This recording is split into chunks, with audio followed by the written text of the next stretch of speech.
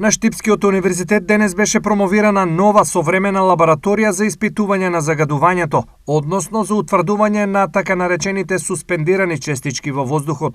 Се работи за опрема од најнови генерации на електронски сканинг микроскоп, каскадни импактори и други уреди, генерално фокусирана на подобра анализа и детекција на аеросолите или популарно наречени суспендирани честички, кои што имаат влијание врз здравјето на луѓето, со можност да ги детектираме изворите, да ги детектираме негативните влијанија и освен тоа, лабораторијата е поставена многу широко и овозможува напредни истражувања и во многу други струки. Со ова на научниот тим од УГД му се овозможуваат современи услови за напредни научни истражувања. Научните работници оценија дека ова е многу значаен исчекор кон посериозен развој на научно-истражувачката работа.